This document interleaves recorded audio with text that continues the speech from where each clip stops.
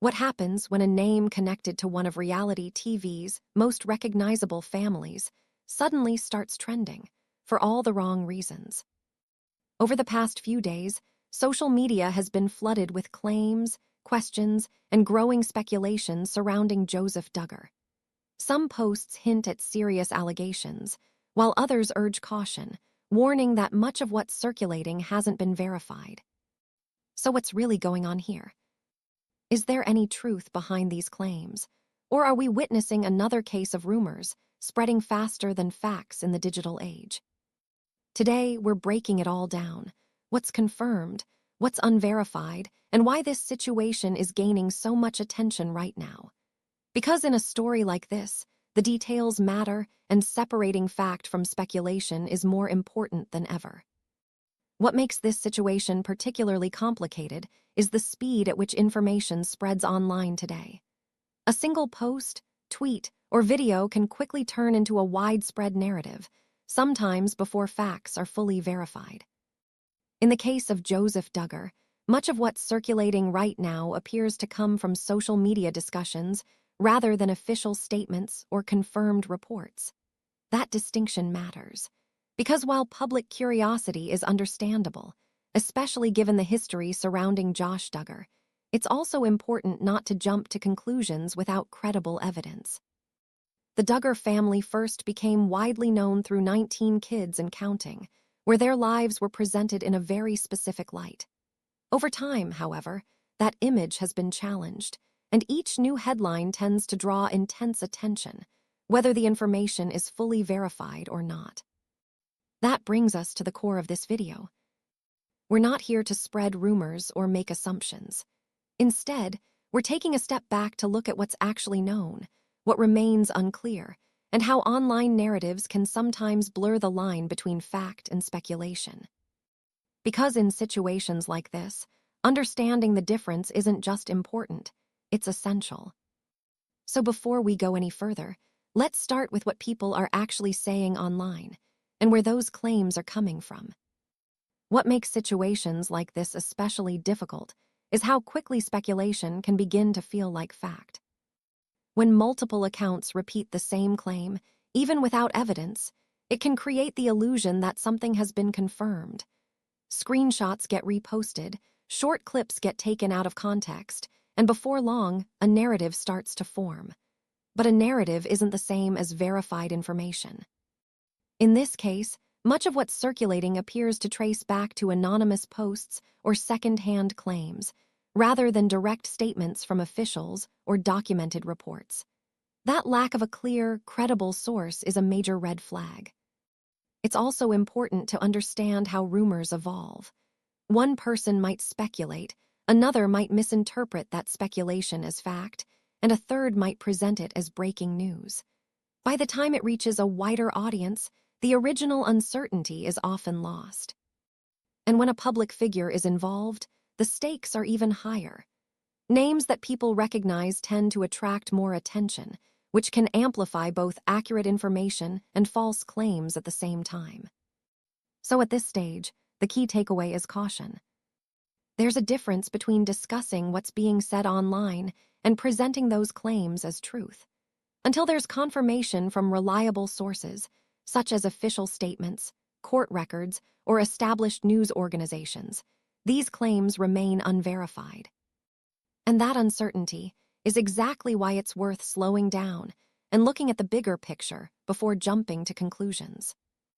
When stories like this begin circulating, they don't just raise questions about the people involved, they also expose something bigger: how we, as an audience, consume and share information in the digital age. Because in situations involving serious allegations, not all sources carry the same weight. Verified information typically comes from a few key places: official police statements, court filings, and established news organizations that follow strict editorial standards. These sources are accountable. They rely on evidence, documentation, and confirmation before publishing anything publicly. But when those sources are missing, or when they haven't reported on a claim at all, that's where things start to blur. Suddenly, speculation can fill the gap. And in today's online environment, speculation spreads fast. A single post, tweet, or comment can be shared thousands of times within minutes, often without context, verification, or follow-up. And once that momentum builds, the story can begin to take on a life of its own. That's especially true for high-profile families like the Duggars. Because of their long history in the public eye, anything connected to their name tends to attract immediate attention. Whether the information is accurate or not, people are more likely to click, react, and share, simply because of that recognition. And that creates a powerful ripple effect. Public perception can shift almost instantly, even when there are no confirmed facts supporting the claims. People begin forming opinions, drawing conclusions, and in some cases, treating unverified information as if it were already proven. But here's the challenge. Once a narrative takes hold online, it becomes incredibly difficult to undo. Even if new information comes out later, contradicting the original claims, the correction rarely spreads as widely as the initial rumor. The first impression tends to stick. And that's why moments like this matter. They're not just about one story or one family. They're a reminder of how important it is to pause, question, and verify before accepting something as true. Because in a space where information moves faster than ever, accuracy can easily get left behind. Unsurprisingly, the public response to these claims has been sharply divided, and in some ways, that division tells its own story. On one side, you have people reacting immediately. For them, the seriousness of the allegations alone is enough to trigger concern, outrage, or disbelief. Social media fills up quickly with emotional responses, shock, anger, and in some cases, assumptions about what must have happened behind the scenes. But on the other side, there's a more cautious group pushing back against that rush to judgment. These voices are asking an important question: where is the verified information? They point out that, so far, much of what's circulating comes from unconfirmed sources, posts, comments, and discussions that may not be grounded in fact. And that tension, between urgency and accuracy, is something we see again and again in today's digital landscape. Because the reality is, platforms like social media are designed for speed.